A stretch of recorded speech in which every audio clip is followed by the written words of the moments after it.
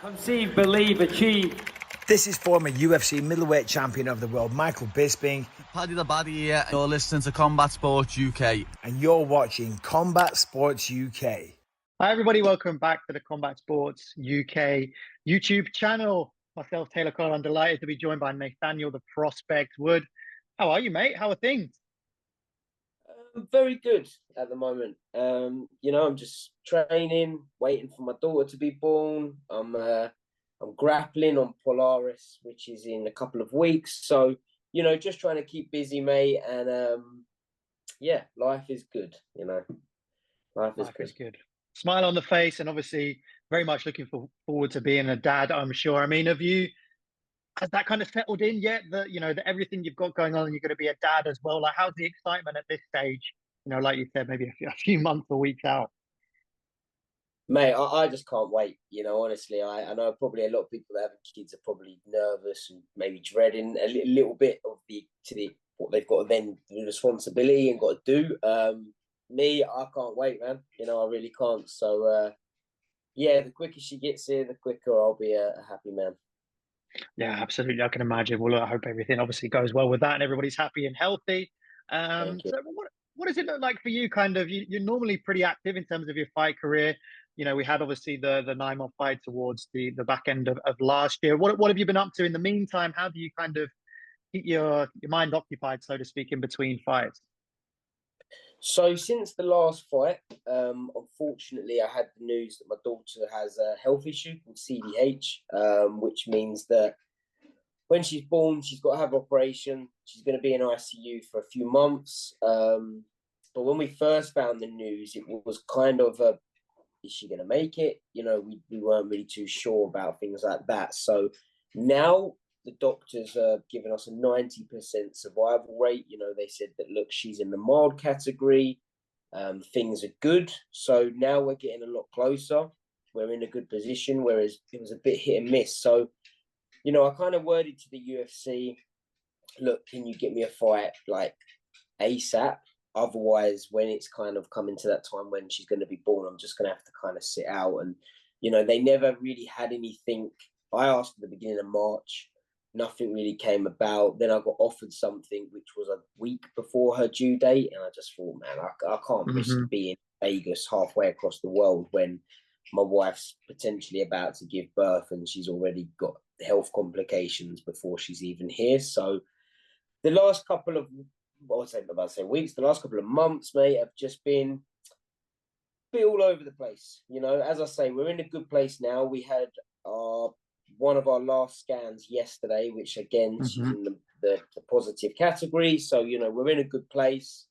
I just kind of thought, I've got to put my family first, which I'm sure everyone would do, and I wanted to make my wife's life as easy as possible. So that means being here to literally be a slave, mate. You know what I mean? She's probably enjoying it. I'm trying to do everything that I can so that she hasn't got to do anything. And yeah, that's why I've got this Polaris grappling match. It's something to just keep me occupied. It's not really earning me any money. It's a little bit of pocket money basically, but every little penny helps. So I'm going to get her born, and then straight away, once everything's all clear, I'm going to be on the phone to the UFC and say, look, just get me matched, man. I need to fight and keep me sane.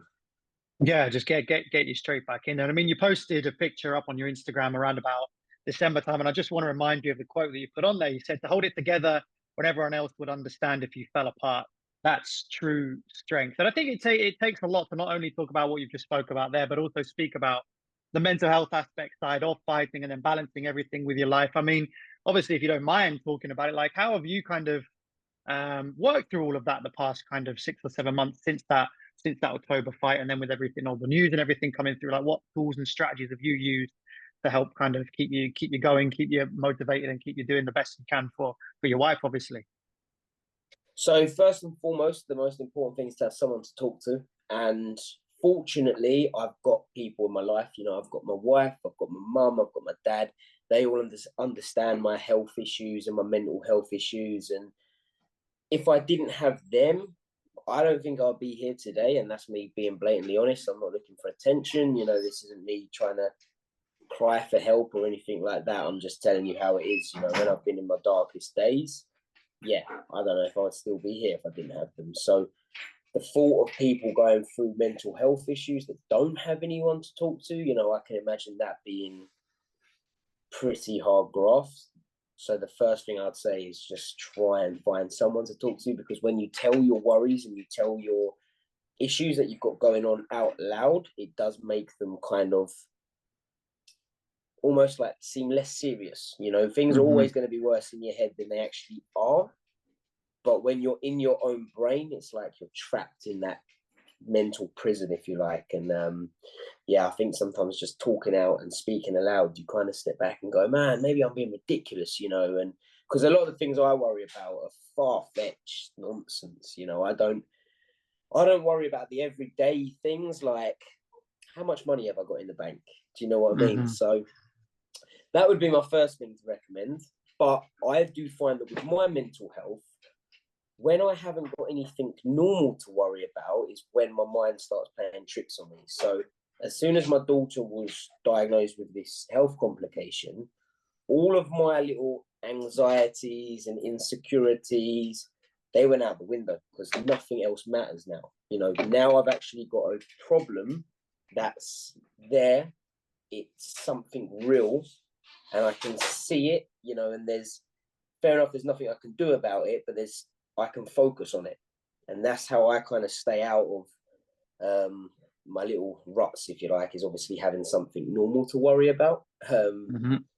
Something that's actually not just in my head, if that makes sense. I know it's a real confusing concept, you know, because no one can actually see into your brain and kind of work out what's going on. But I do feel now that I've kind of got it down to a T. You know, I had a day the other day where I woke up and just was not really feeling it. I was thinking, shit, here we go. You know, it's back into a dark place. And 2 hours and I was good. You know, I used all my little tricks that I have, go and walk the dog, bring my wife at work and say to her, look, this is what I'm worried about. And she kind of clears the air for me. And it's tough. It is tough. You know, when you've got a physical problem, you can see it and you can deal with it. You can go to the doctors and say, hey, I've got this spot here on my shoulder. Can you sort it for me?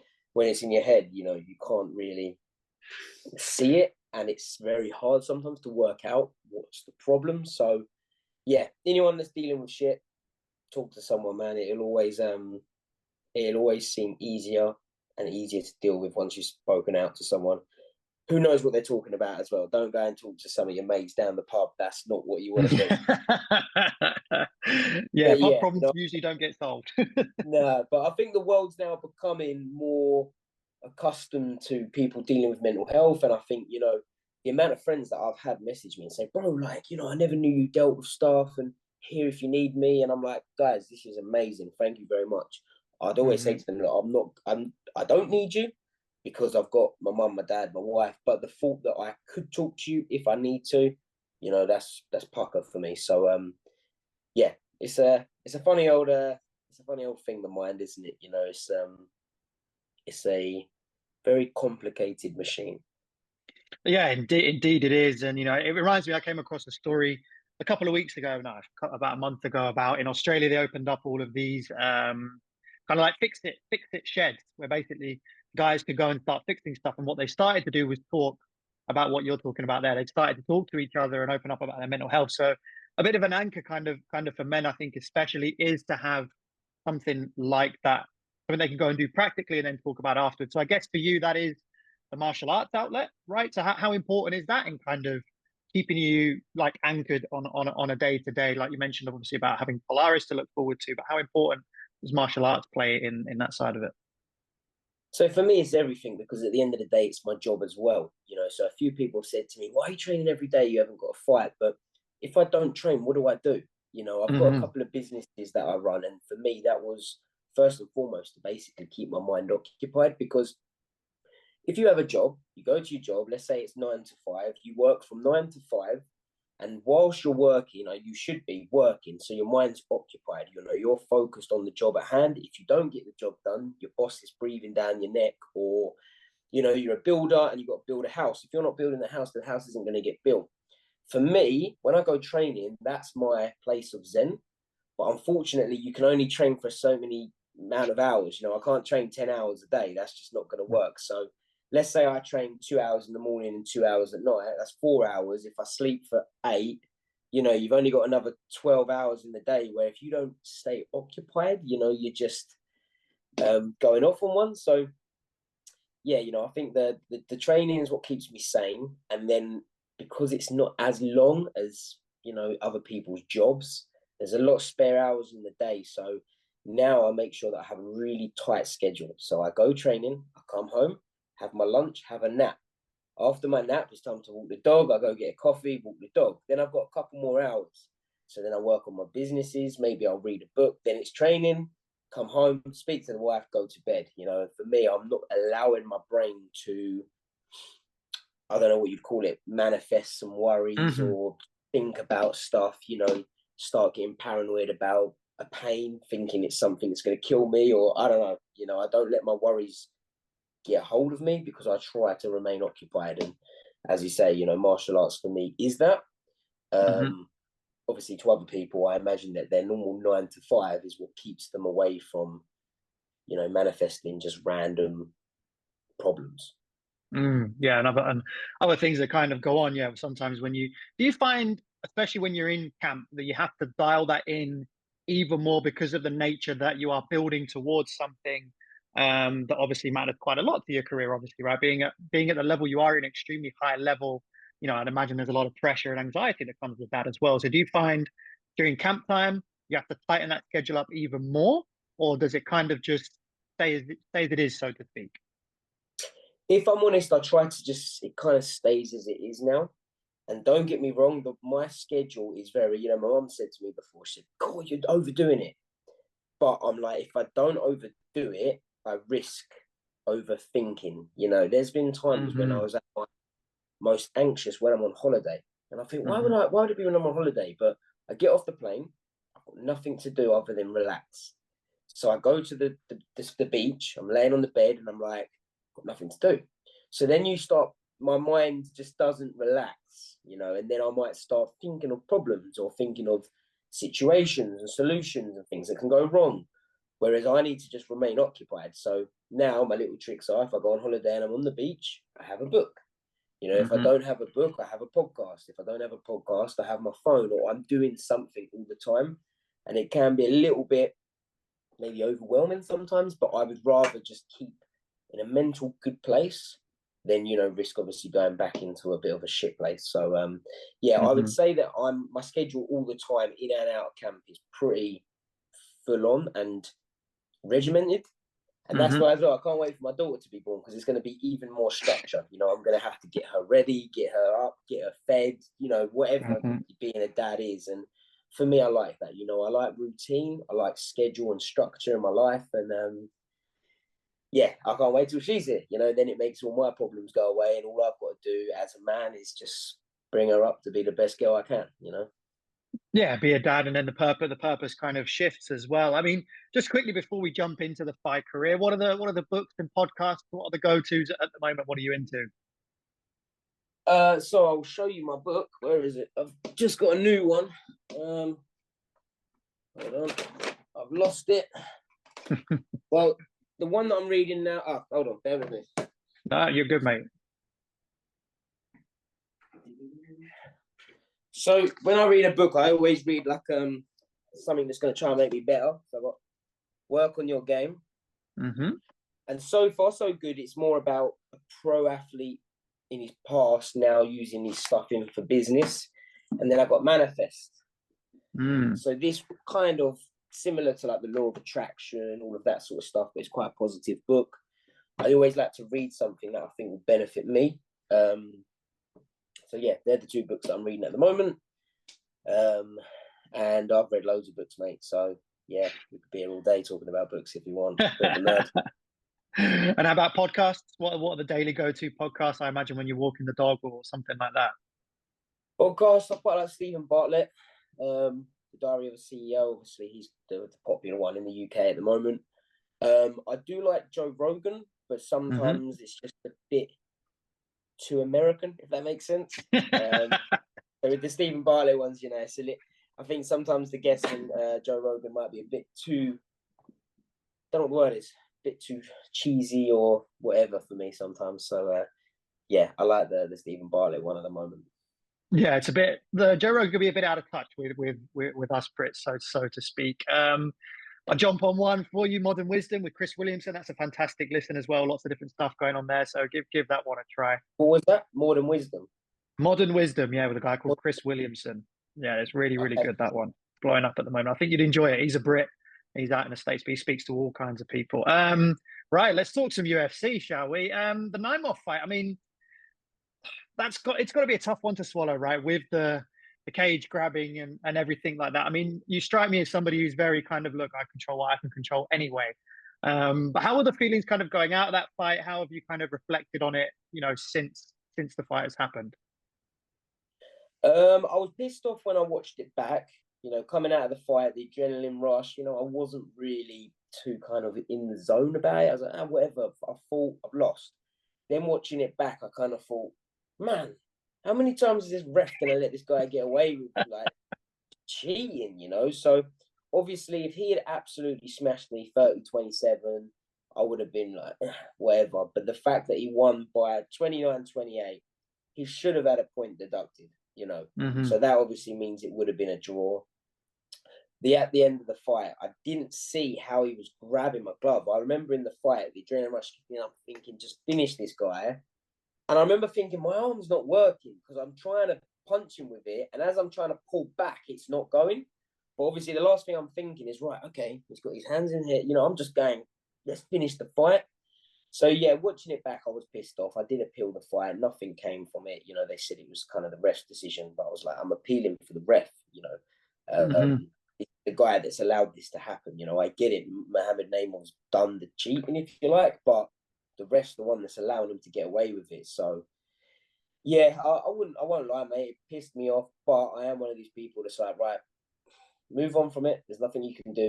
The appeal didn't go through. They said you can take it another stage, but they said you're going to need to get your own lawyers involved. And I'm like, man, wow, okay. I'm not getting into all this, so I'm just going to have to bite the bullet and move on from it.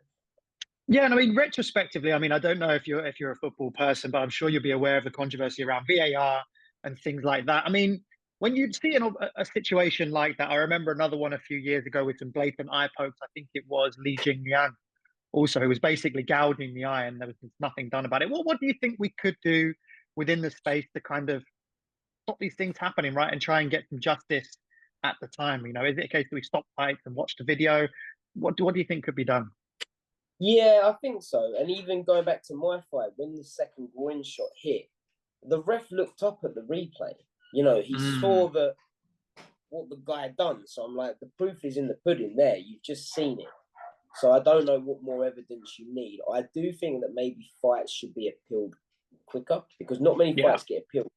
Now, I don't get what is the point in having a rule set if the rules aren't put in place. Now, don't get me wrong. I do think, everyone can make a mistake. So, for example, the first groin shot, it's penalise the guy, just say, look, hey, don't do that again. Second time, boom, take a point away. How many times can you get away with it? If it's just a slight glance, I'm like, kick me straight in the fucking dick. You know what I mean? It was right. It was plain, yeah. Yeah, how much more do you need? And there was the one time he kicked me in the nuts and then kicked me in the stomach. I'm like, come on, So, yeah, I do think that fights should be appealed quicker or definitely looked into easier. Even my teammate, Mark Diakazi, he had a fight and he got a clash of heads and then literally rocked him from that clash of heads. And then the guy choked him out. And it was like, whoa, slow down, and I don't think that's gone through. Yeah, I don't know how it all works, mate. I've never obviously taken any notice of it until it happens to you, I guess. So, sure. But, for me, I'm just more of like, right, that's it. I'm not going to let the judges decide next time. I'm going to finish the fights. Yeah, I kind of in myself for that performance. I shouldn't have even let it go to the judges. I should have just put him out of there quicker. And it wasn't until the last round that I actually kind of started to wake up a little bit. But yeah, such is life. It's a story. Such is life. Such is life, and that's the fight game. I mean, overall, how do you rate your UFC career? How do you think things have gone for you so far? I mean, for me personally, I think that Feely fight was one of your best performances. It was an incredible fight, especially from a fight IQ perspective, because you saw the danger that he had, and I thought you navigated it really well, and it was obviously very entertaining as well. But what's your perspective on your UFC career so far, and how things have gone for you? So obviously I'm 7-3 in the UFC. That's 10 fights, which feel like they've gone like that. You know, I feel like yesterday I was signed. I would say overall I'm happy with it in the sense where just a normal person, it's very hard to get into the UFC, and it's even harder to stay in the UFC. So the fact that I've been here for over 5 years now, and I've had 10 fights in the UFC, 7 wins, I'm happy with that. Obviously, I'm going to be my own worst critic and say that, you know, I need to be doing more. I need to be in them rankings. You know, it's annoying that I've had injuries in these years and they put me out and stuff. But yeah, it could be better. It definitely should be better. You know, I know that I believe that I'm 100% one of the best fighters on the planet. I just need the opportunities to show it. Now, obviously, fighting is you got to turn up on the day. So, you know, I'm still working on that. I'm still working on, like, you know, the Mohamed Namal fight wasn't there. Okay, cool. How can we rectify that? How can I make sure that next fight I do turn up as 100% Nathaniel Wood? So it's a tricky sport, you know, it is, because you can't make a mistake. It's not a team sport where, you know, if you playing football and you let a goal in, cool, you've got the rest of the game to try and rectify it. You know, once you've been stopped or once the fight's over, you know, it's only 15 minutes. It's not very long. So, yeah, I'm still working on that. But, you know, I believe that I'm going to be one of the best fighters on the planet. And I've just got to keep plodding along and, you know, doing my best in training and prove everyone wrong.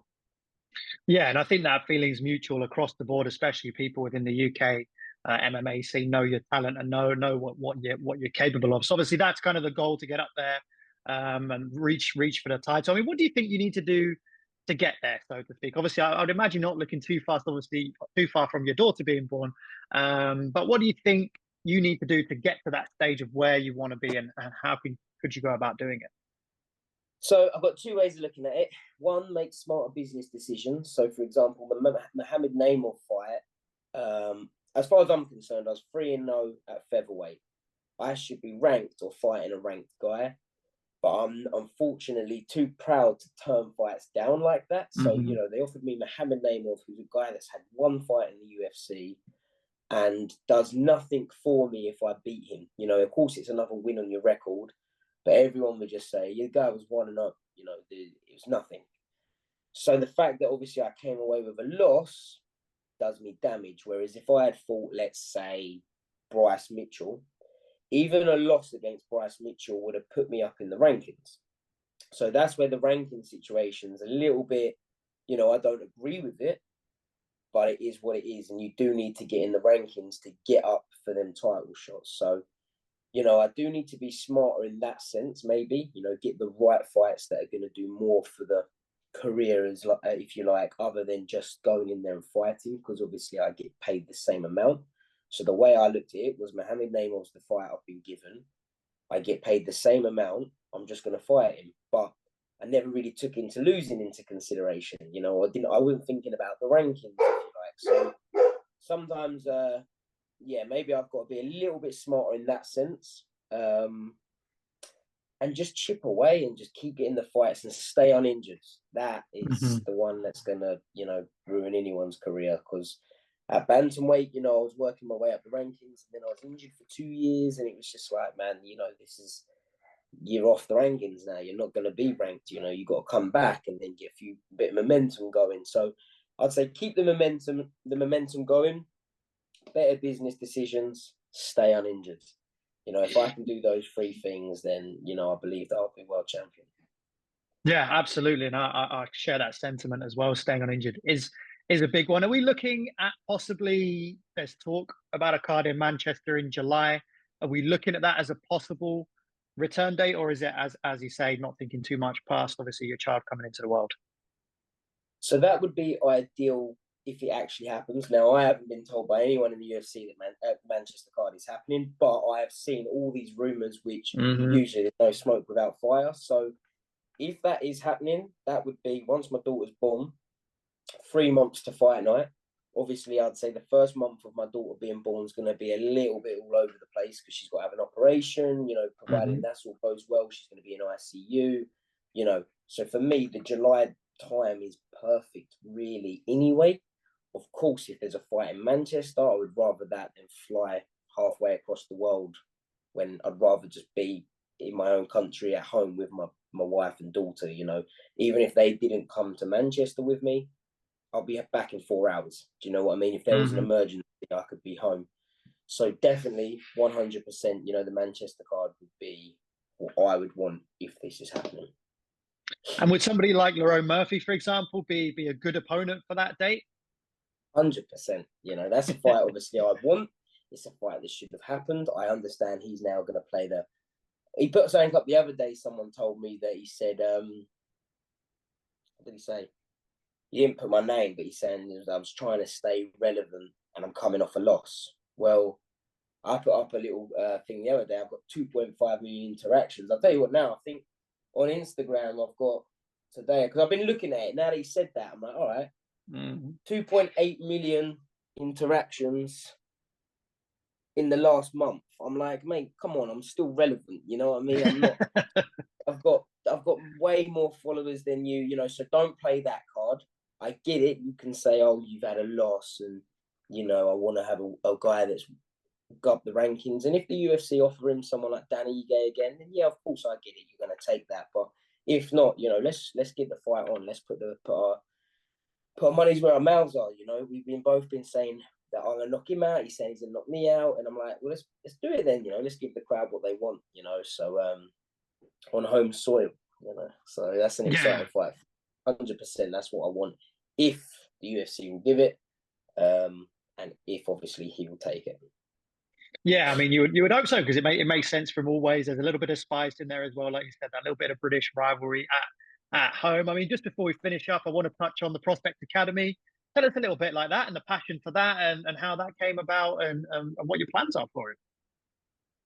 So the Prospect Academy is one of my businesses that I started, and when I started, it was to I like just to keep occupied, like I said. So I came up with this idea of, right, there's a lot of people now, obviously being biased, I think martial arts is the best thing on the planet. I think it solves a lot of problems in the world.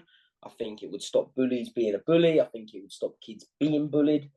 And I understand that not everyone in the world can get to a gym, afford a gym. Maybe they're too shy, too nervous, don't want to go without their mums coming with them, and their mums can't come with them. I don't know.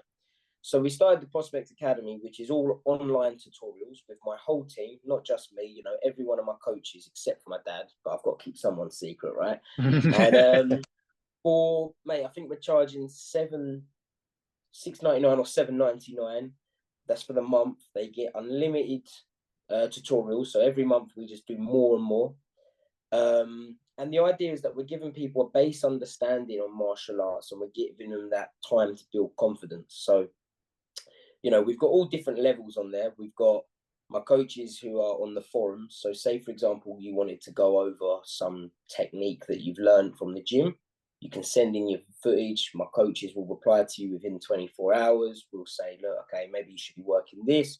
We'll even do specific videos. So if you've got a question on how to do a head kick, cool. We'll go through that on the weekend. We'll film it, upload it. It's no different from when a lot of fighters, they do their own tutorial stuff, but the difference is you've got my whole fight team. You've got my sports physio, my strength conditioning coach, my yoga coach, boxing, wrestling. And we've got loads of other little benefits on there. You get discounts for the Prospect Apparel, which is my clothing brand. We do giveaways. We just wanted to build something that can be there for people and help people. And I believe it is. I've got some messages from people that are really, really nice, saying how much it's done for them. Whether they're just saying that to make me feel happy, I don't know. But, I'll take it either way. And, it's keeping me busy, mate. It's good fun. And I generally feel like we're helping people. And, yeah, I just want to make sure that the world has got the opportunity to learn martial arts, no matter where they are or what their situation is. Yeah, that's brilliant. And truly giving back must be an incredibly rewarding feeling as well. And I mean, obviously, want to touch on your relationship with your dog. You've well and truly got man's best friend there. You guys post a lot on Instagram and everything like that. So introduce us. Like, what's the name? What do you guys get up to? How is life with the dog? So I've got a Belgian Malinois whose name's Ivor, and that's after the Vikings. I don't know if you've seen it. Yeah, yeah, So I yeah. did name him after an evil Viking. That's probably why sometimes he's pretty evil to me, waking me up in the night and stuff. But yeah, mate, as I said, I like this structure. I like having responsibility in life. I like having, structure, and I have to look after him, feed him, walk him. And yeah, mate, he's my best mate. You don't get. I've had a dog before, a family dog. Unfortunately, she's no longer with us, but they are the most loyal things on the planet. They put us humans to shame, and yeah, I'm just lucky that my boy is one of a kind, if you like. Yeah, brilliant. It's super wholesome to see all of your fight stuff, and then you've got videos of you with your dog on your Instagram. It's brilliant, man. Well, listen, I'll have the final word over to you. Kind of throw out where people can keep an eye on you and get involved with the Prospect Academy and the apparel and everything like that, because there's so much going on with yourself and so many ways to kind of keep involved with your journey. Yeah, so on all my socials, the Prospect MMA, the Academy's the Prospect Academy. Guys, as well, please, I did set that up for people that have specific questions, because, mate, I'm getting so many messages from people saying, how do you cut weight? How do you do this? And I'm like, guys, that's what the Academy's for, and you won't just get me, you'll get all my coaches and, their advice as well. My nutritionist is on there. So please go onto the Academy if you want specific questions. And yeah, just keep tuning into my fights. And obviously a big thanks to my sponsors, but I won't name them individually because we will be here all day. All right, man. Well, that is Nathaniel, the Prospect Wood.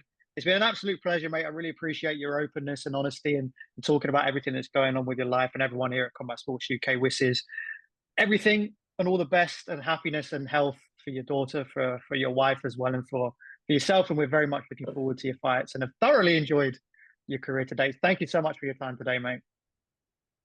You're welcome. Thank you for your time also. Have a good weekend.